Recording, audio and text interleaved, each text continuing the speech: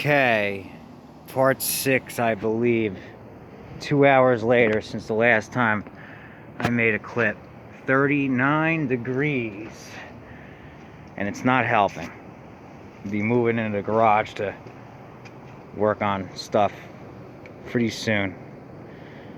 I like to work outside as much as I can, but it's getting to the point where it's causing problems. So here's the situation. I went to put this sump back on and the spring popped out of the seal, and that was it. So I didn't feel like waiting however long to order it, so I drove to the nearest parts dealer, which is in Spotswood now, and got a seal, and while I was at it, got a gasket.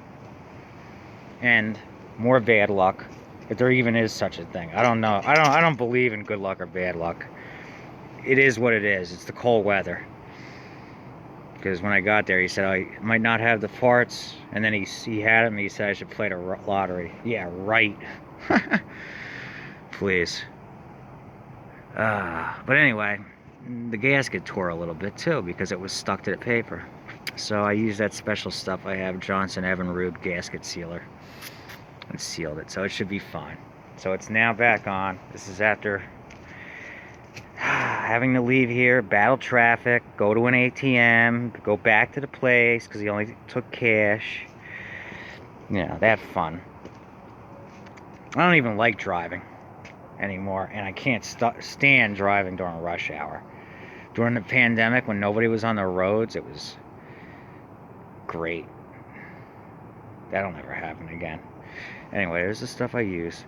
Now I'm going to go ahead and torque down the 10 bolts in 50-pound increments to 200. After that, the engine is ready to go back on the machine. Looks like today I will get it to the point where the engine is back on, and then tomorrow carb clean, and then it should be running. Let's see. $1,000 machine without the bagger. I bought that right stuff for $16, which I had to scrape back off because it sat on there longer than 5 minutes once that oil seal got messed up. And then now another $14 on a gasket and seal. Now if I got it off Amazon, it would have been cheaper, but same day, hey.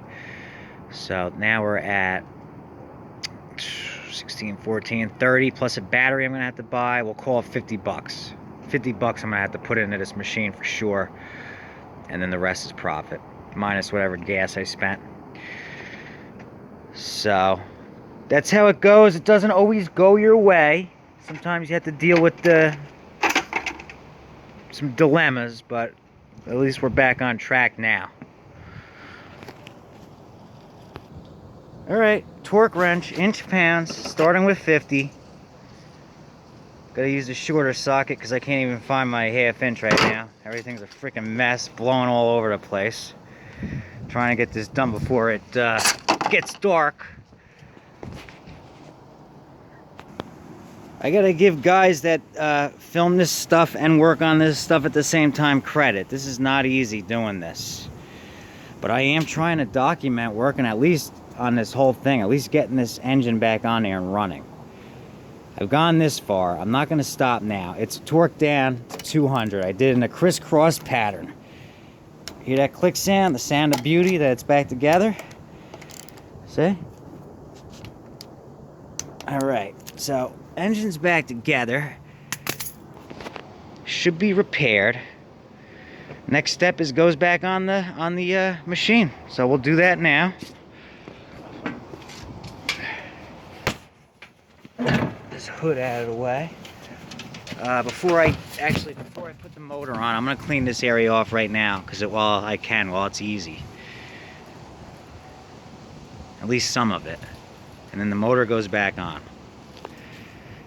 I don't know how far this is gonna get along before something else happens, whether the battery dies again, but I'm just gonna keep documenting it. If it's another clip after this one, so be it. Now, a couple things I can see. This is all banged up, which is common. I'm gonna have to take this off and straighten it out. And yeah, that's about it. So, alright, let me clean off the chassis, get the engine back on there.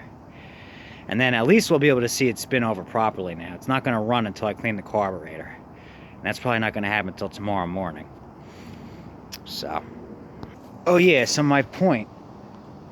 Anybody out there that wants to leave some kind of nasty comment or, you know, tell me I'm doing something wrong, you try it. You try filming this stuff and working on it at the same time and see how easy it is, and then tell me.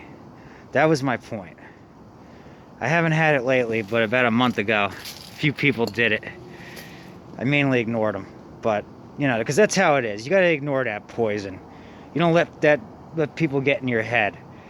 You know, there's always gonna be nasty people in the world. You just ignore them, brush them off.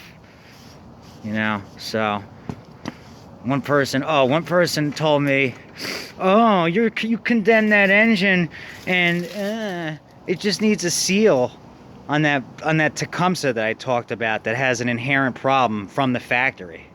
I asked him, have you ever had one of them engines? You know, can you tell me that? So, my point is, I mean, because I work on this stuff for a living, I know what engines are good, which ones aren't, and that one's got a problem. I know it for a fact. That's my point. Yeah, so anyway, to other guys making videos out there, when you get them nasty people, either just brush them off. Just, you know, ignore it. Delete their comments, block them. Don't let that poison enter your head. You know, there's people everybody's dealing with their own shit. Thanksgiving's coming up.